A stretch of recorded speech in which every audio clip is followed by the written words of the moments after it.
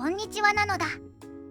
この動画ではゲームの動きを見ながらゲーマーには正直どうでもいいプログラマーのディープで細かすぎる視点からゲームの設計を深掘りしていきたいと思うのだ。今回はスーパーファミコンのスーパーアレスタを見ていく。では早速見ていくのだ。まずはゲームの映像を見てほしい。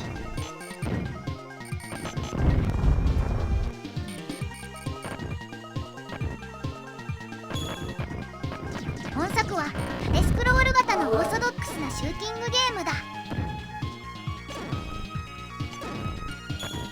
アレスタシリーズ第5作にあたり、高い完成度と緻密に作り込まれたゲームデザインで知られる一本である。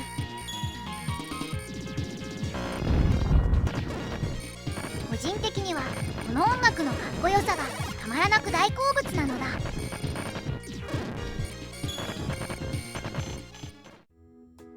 発売元は東宝であるが、開発をしたのはぷよぷよで知られるコンパイルである。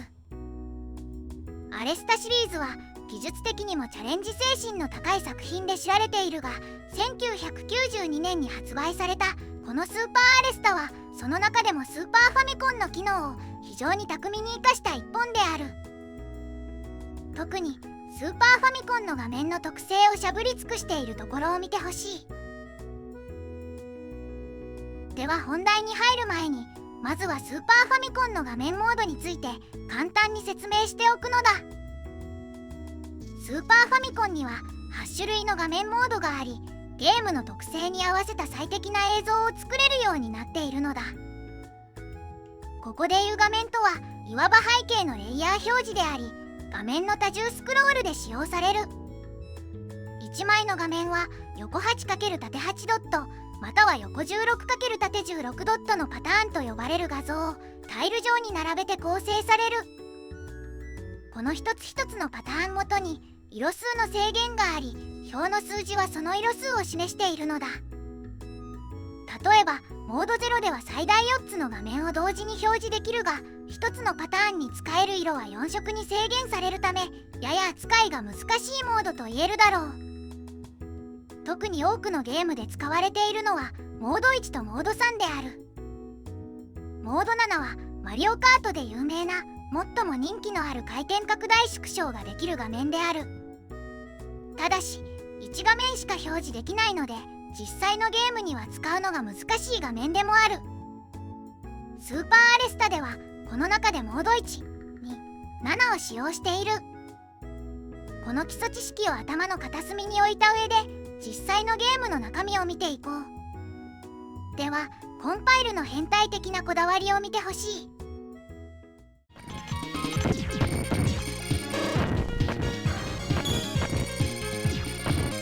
DPI値では最も使用頻度の高いモード1を使用している。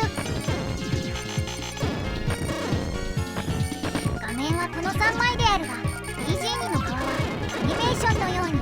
少しずつ異なるパターンを切り替えることで4画面あるかのような表現になっている。30スクロールでも満足できなかったのだろうか。妥協がないのだ。4色しか使えない BG3 を半透明の切りや雲に使用するのは王道パターンではあるが、地面と空中物の間に挟むことで雲よりも高いところを飛んでいるという高さを演出する効果が出ている。この半透明であるが、画像処理で一般的な計算方法とは少し違うのだ。一般的な半透明は2つの画像を割合で色を混ぜるので、もし地面が 80% なら雲は 20% として割合で加算する。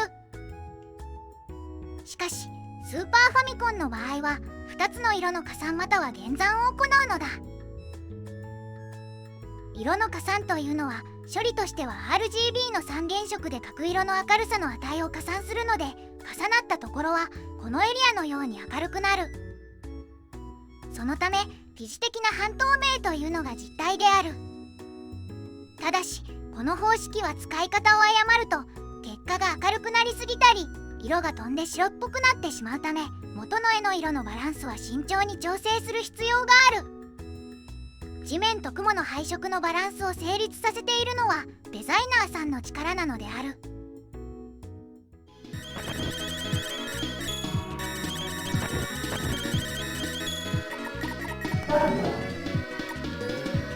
エリアにはスーパーファミコンで最も人気のある画面の回転・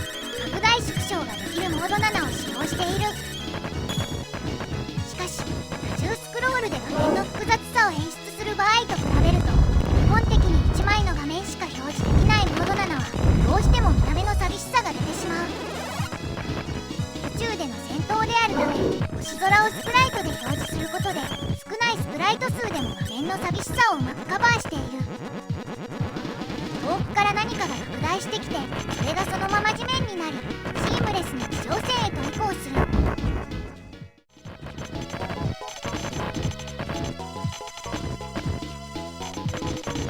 さらに時々上下に浮き上がる演出も面白い。ここで注目したいのは、地上を移動するときは画面が回転せず直線的に進む点である。なんとなくここでも画面を回転させればさらに派手な演出ができそうになと思ってしまったのだ。しかしよく考えると、これは贅沢な要望であり、当時のハードでは簡単には実現できない仕様だったりする。画面を回転させると地上物や敵の位置を回転・拡大縮小に合わせて座標変換する必要がある。さらに弾と敵の当たり判定もその変換後の位置で処理しなければならない。スーパーファミコンの CPU はカスタムにより掛け算・割り算の実行ができるが、それでもこれらを大量にリアルタイム処理するには計算の処理性能が足りない。例えばモード7を使う F0 は敵や障害物などのオブジェクト数を抑えることで CPU だけで処理を成立させている。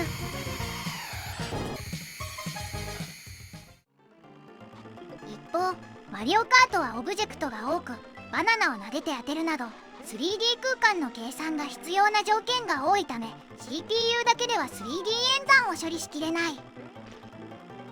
そのためマリオカートではカートリッジに DSP-1 という 3D 演算を行う専用チップを搭載しているのだ。スーパーアレスタは後者のマリオカートのようにオブジェクトが多いため、 DSP-1 のような仕組みがない限り画面を回転しながらの戦闘は現実的ではないだろう。このような理由からもモード7の使いどころは悩ましいのだ。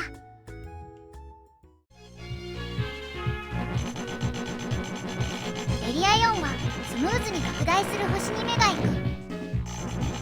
星は事前に描いておいたサイズ違いのパターンをアニメーションのように切り替えて BG1 に書き込んでいる。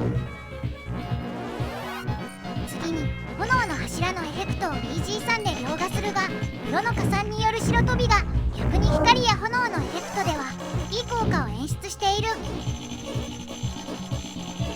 そして宇宙空間の複雑なラスタースクロールが特徴である。単純な上下方向への伸び縮みではなく、左右にもゆっくり揺らすことで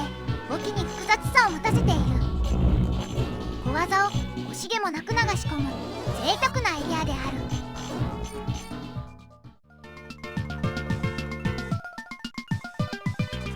エリア5から一気に変態度が上がる。このステージでの特徴はこの谷底の表現だろう。BG2 を拡大してみると、その複雑な動きに驚きが湧く。しかしその元になるネームテーブルの画像は全く動いていない。本エリアはモード2を使用しているが、最初に見てもらった画面モードの表の特殊な機能を使っているのだ。1枚の画面は横 8× 縦8ドットまたは横 16× 縦16ドットの画像をタイル上に並べて構成されると説明したが、特殊機能によりこの一つのタイルごとに縦方向または横方向に個別にスクロールを指示できるのだ。例えばこの赤枠のタイルに縦12ドットと指定すると、赤枠にはこの緑枠の画像が表示されるのだ。これにより縦スクロールを実現している。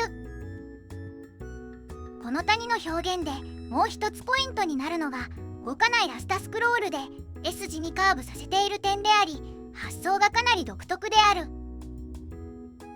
ラスタスクロールは動いているという固定概念があったので驚いたのだ。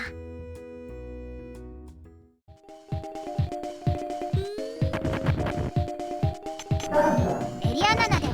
今説明した特殊機能を縦スクロールとして素直に使っている。しかし素直とは言ってみたが、センターが手前に張り出す表現はあまり見たことはなく、こういう見せ方もあるのかと思ってしまうのだ。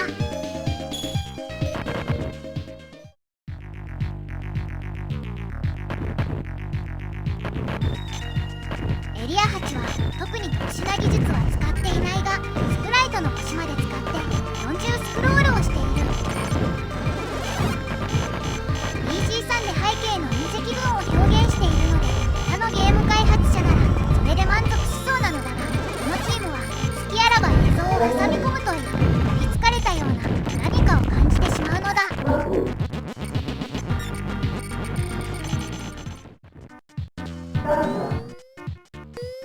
そして最終面のエリア12はラスタスクロールの総決算といった感じで、何かヤバいものに取りつかれたような技術の詰め込みなのだ。ラスタスクロールで動いており分かりづらいが、パレットの変更で細胞に血液が流れる描写をする細かな作り込みをしているのだ。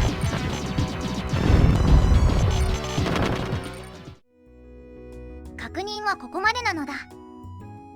コンパイルの異常さを感じてもらえただろうか。このゲームのすごいところは、新しい技術を使っているわけではないが、その既存の機能を非常にセンスよく使っているのがポイントだと思うのだ。今回はこれで終わりなのだ。次回はまた別のゲームを見ていきたいと思う。では今日はここまで。バイバイ。